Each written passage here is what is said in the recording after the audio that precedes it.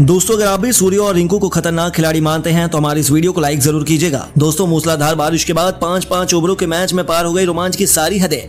Miller के बाद दहाड़ा रिंकू और सूर्य का बल्ला।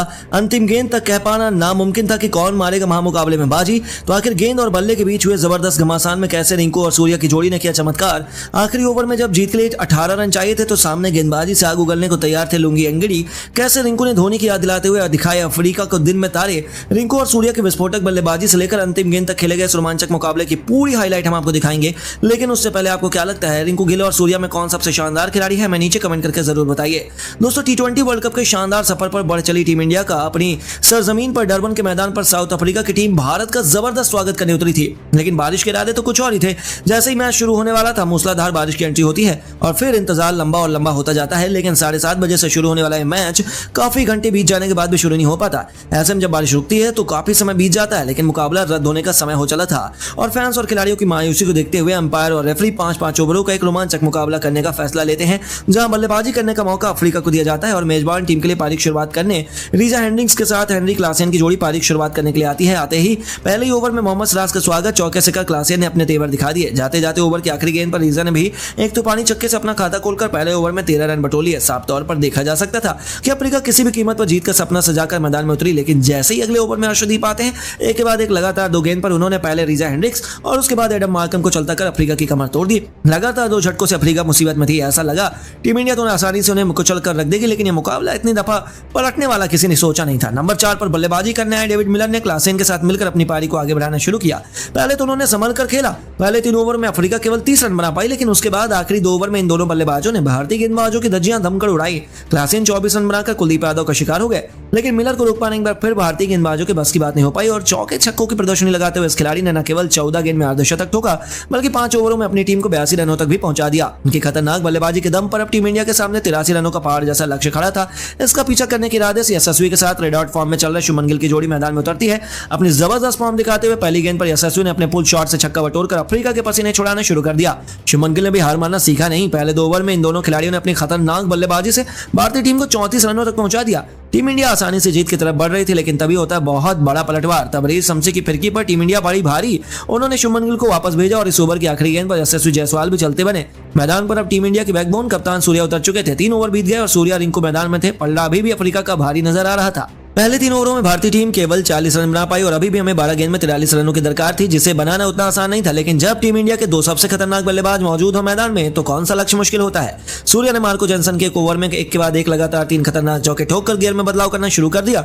दूसरी तरफ रिंकू का कॉन्फिडेंस भी 7वें आसमान पर था। ओवर की आखिरी 2 गेंद पर लगातार 2 छक्के जड़कर उन्होंने भी अपने बल्ले का जलवा दिखा दिया। इस ओवर में दोनों बल्लेबाजों ने मिलकर 25 रन बटोरे और अब मुकाबला आखिरी ओवर में चला गया, जहां टीम इंडिया को जीत के लिए 18 रनों की दरकार थी। इस ओवर में गेंदबाजी की कमान सौंपी गई अफ्रीका के सबसे खतरनाक गेंदबाज लुंगी अंगड़ी को। उनके सामने टीम इंडिया के आखिरी उम्मीद सूर्या और रिंकू भारत को जीत दिलाने को बेकरार नजर आ रहे थे। सूर्या स्ट्राइक पर थे। पहली गेंद पर आते ही लुंगी ने सूर्या को चारों खाने चित्त कर दिया। बावजूद उसके सूर्या तो चारों खाने चला के दिखाते हुए 2 रन चुरा लिए। 5 गेंद पर अभी भी 16 रनों की दरकार थी। सूर्या की आंखें में अंगार था और गेंदबाज भी हार मानने को तैयार नहीं थे। दूसरी गेंद पर आगे बढ़कर सूर्या ने एक ऐसा स्टेडियम पर छक्का लगाया जिस पर अफ्रीका की हार की दास्तान लिखी हुई थी। अब तो पूरी तरह से भारतीय टीम के पक्ष में मुकाबला आ चुका था, क्योंकि 4 गेंद पर केवल 10 रन चाहिए थे। लेकिन तीसरी गेंद पर लुंगी सूर्या को बीट कर देते हैं। फिर दोस्तों कुछ ऐसा होता है जिसकी किसी ने भी कल्पना नहीं की थी।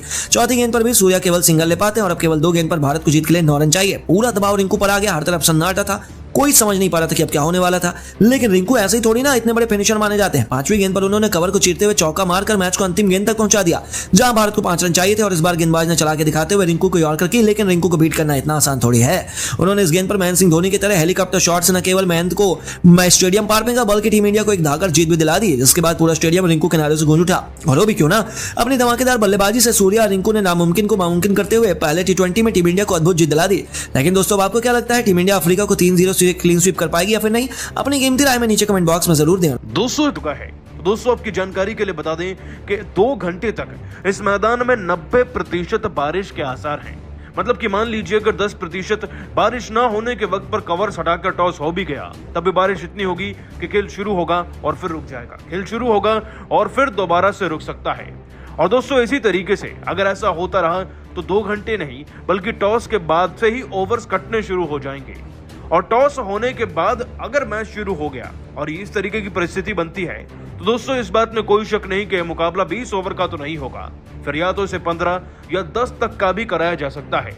और यदि इस मुकाबले की शुरुआत ही लेट होती है तब इसके रद्द होने के चांसेस ज्यादा बन जाएंगे, क्योंकि दोस्तों अमूमन तौर पर ऐसा ही होता है कि जिस मुकाबले का टॉस न हो और बारिश लगातार हो रही हो तो अंपायर्स मैच को रद्द करने का भी फैसला ले लेते हैं।